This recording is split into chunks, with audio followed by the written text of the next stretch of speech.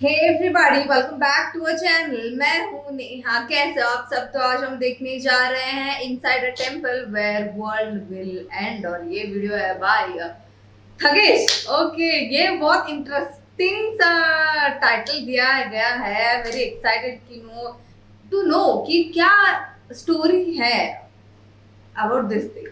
So yeah let's see how this video by Khagesh is going to B.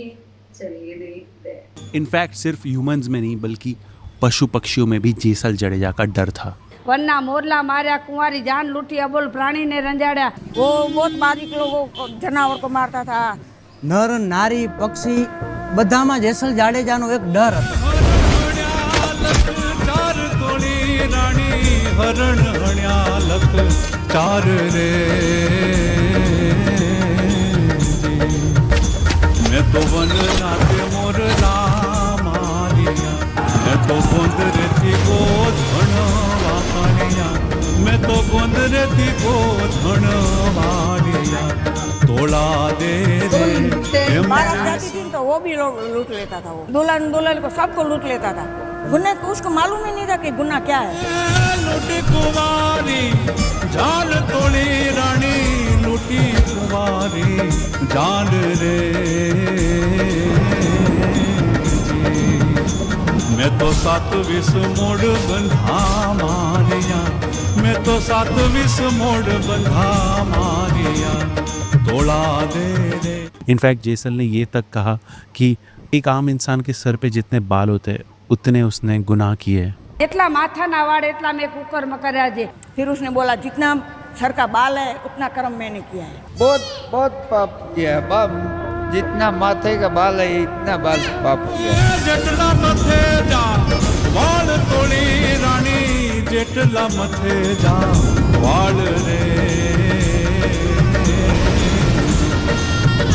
देवा जेटला तो वकराम में करया रे जी जेटला तो वकराम में करया तोड़ा दे रे एम जे सल के रे जी रे पापी जाड़े जो के जेसल जडेजा की आंखों के सामने उनकी पूरी जिंदगी आई।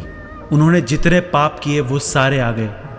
एंड जेसल ने उस नाव में अपनी जिंदगी में उसने जितने गुनाह किए, जितने उसने इंसानों को मारा था, उसने सारे अपने पाप गिने और उसका प्रायश्चित किया और रिग्रेट भी किया। एंड जैसे ही उन्होंने अपने पापों का प्रायश्चित किया,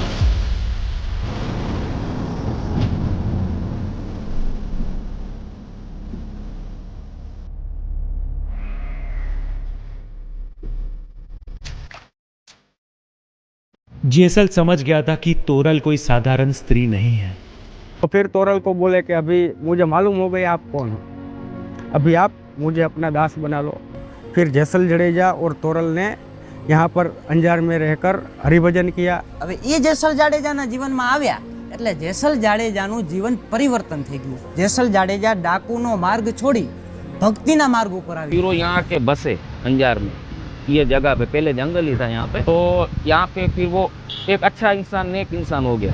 लेकिन अभी भी ये चीज क्लियर नहीं है कि जेसल जडेजा की पूजा क्यों की जाती है। वो पीर कैसे बने? एक खूंखार गुंडा एक नेक इंसान कैसे बना? कि जब जेसल जाडेजा अंजार में रह रहे थे और जेसल बाद में संत हो गया तो फिर लोग उसकी मजाक उड़ाते थे।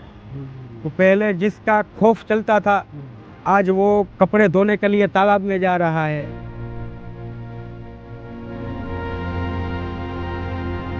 कोई कुछ भी बोले गालियाँ दे तो भी वो उसको कुछ बोल नहीं रहा है। तो लोग उसको ऐसे ही परेशान करते थे जेसल जडेजा को।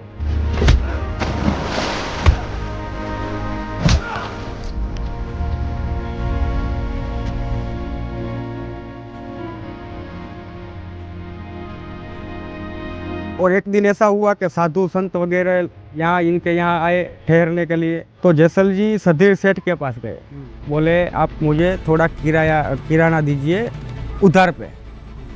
सेठ बोले हम उधार का धंधा नहीं करते, संतों को भूखा नहीं रखना है तो अपनी बीवी को बोलो रात को मेरे यहाँ आए तो मैं दूंगा आपको। तोरल बोले कोई बात नहीं, मैं जाऊँगी ना उसके यहाँ, आपको भी मालूम है मैं क्या हूँ, हमें क्या भाई है। सब संतों को प्रसाद वगैरह करवा कर रात को तोरल जी जो है वो सधीर सेठ के घर पर गए। और बोलते हैं कि सधीर सेठ जैसे ही उसके निकट जाने को हुआ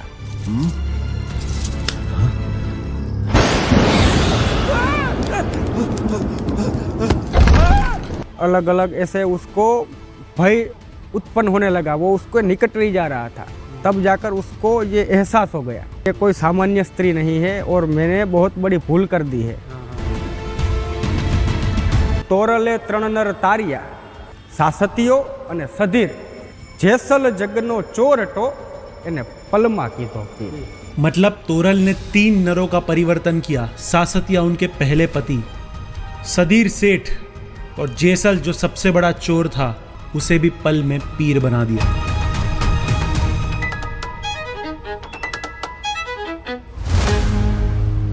लेकिन सबसे बड़ा सवाल, जेसल और तोरल ने जिंदा समाधि क्यों ली? समाज जो है वो ऐसे ही किसी को महान नहीं बना देता है, वो पहले उसको हर एंगल से नाप लेता है। तो उन लोगों ने ब्लेम किया कि ये आप लोग पाखंड मचा रहे हो, अगर ऐसा ही आप सत्यवादी और सिद्ध पुरुष हो तो यहाँ पर अजयपाल देव का मठ है, तो वहाँ पर एक प्राचीन शिव मंदिर था, वहाँ पर एक नंदी की मूर्ति थी। बंदा बोला कि आप ऐसे सिद्ध पुरुष हो तो ये नंदी है ना, इसको ये घास खिला के दो।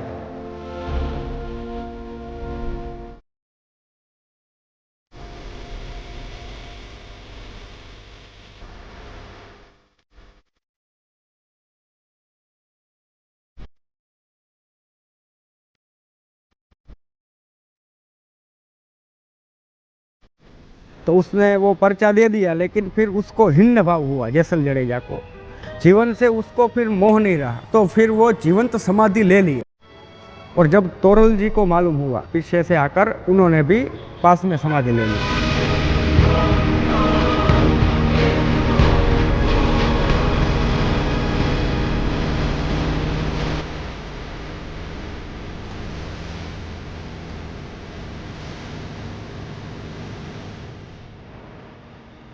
तो बाहर सधीर सेठ की समाधि है और उस पर लिखा हुआ है सधीर सेठ की समाधि।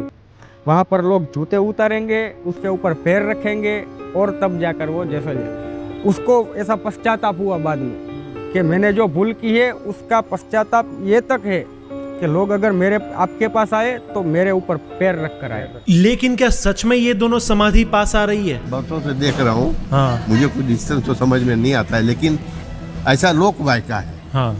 10 साल कहते हैं तल बराबर वो खिंच सकता है, बरोबर, खुदा जाने हकीकत। ये लोक वार्ता किसको बोलते हैं? हमने सुना है बाप दादाओं से, इस तरीके से।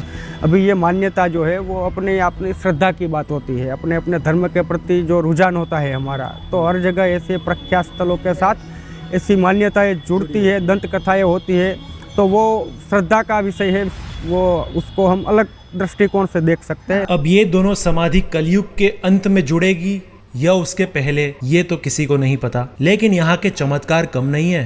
एक मूंगा था, उसका रात को बोल नहीं सकता था, जिंदगी में नहीं बोल सकता था, सोया था यहाँ पे आके, वो था बहुत पैसे वाला। उसको तोरी रानी और जेसल सपने में आया और बोला कि मेरा यहाँ मंदिर बना, मैं गूंगा हूँ, कोई समझेगा कैसे? बोला ना, तू बोल सकेगा और सबको बोलना। तो सुबह आ गई उसकी जबान, उसने सब लोगों को बुलाया और बोला कि यहाँ जैसे तोड़ना मंदिर बनाओ। इनफैक्ट गुजरात भूकंप में जब सब कुछ नष्ट हो गया था, जेसल तोरल की समाधि वैसी की वैसी थी। समाधि के आसपास जो इंटीरियर्स है वो बहुत अलग है, एंड ये समाधि के आसपास की सारी दीवारें गिर गई थी, सब कुछ गिर गया था, पर एक चीज़ थी जिसका बाल भी बाका नहीं हुआ, वो थी जेसल तोरल की समाधि। वो वैसे की वैसी ही थी। हम अक्सर जब प्यार की कहानियों की बात करते हैं, हम करते लैला मजनू की बात, हम करते हीर रांझा की बात, लेकिन ये कहानी कुछ अलग है। ये एक स्पिरिचुअल जर्नी है।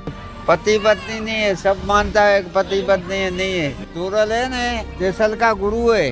धर्म आस्था से भी वो ऊपर है। आप देख रहे हैं यहाँ पर दूसरे धर्म के भी लोग आ रहे थे अभी। जेसल तोरल की कहानी से हम भी बहुत कुछ सीख सकते हैं। हम अगर अपना कैरेक्टर बचाना चाहेंगे तो कलयुग हमें नहीं बचाने देगा, वो हमें भ्रम में डालेगा। तो ऐसे ही जेसल जडेजा के जीवन में भी हुआ और सभी के जीवन में इस प्रकार से ही वातावरण जो है वो प्रभाव पैदा करता है। और अगर जो लोग उसमें से गुजर कर पसार हो जाते हैं वो महान हो जाते हैं, और नहीं जो गुजर पाते हैं वो आम ही रह जाते हैं। जेसल तोरल की कहानी हमें सिखाती है कि बदलाव संभव है, बस एक तोरल जैसी सच्ची आत्मा का साथ चाहिए। जेसल ने कोई युद्ध जीत कर नहीं, बल्कि खुद को हराकर असली जीत हासिल की। ये डॉक्यूमेंट्री तभी बहुत सारे लोगों तक पहुंच पाएगी जब आप इस वीडियो को लाइक करोगे एंड कमेंट करोगे। एक ऐसा ही इंडिया में मंदिर है जहां पर एक बाइक की पूजा होती है, या फिर एक ऐसा त्योहार जहां पर जान बचाकर भागना पड़ता है, या फिर एक ऐसा गांव जहां पर दरवाजे ही नहीं है। ये सारी डॉक्यूमेंट्रीज आप यहाँ पे टैप करके देख सकते हो। Thank you so much. Okay,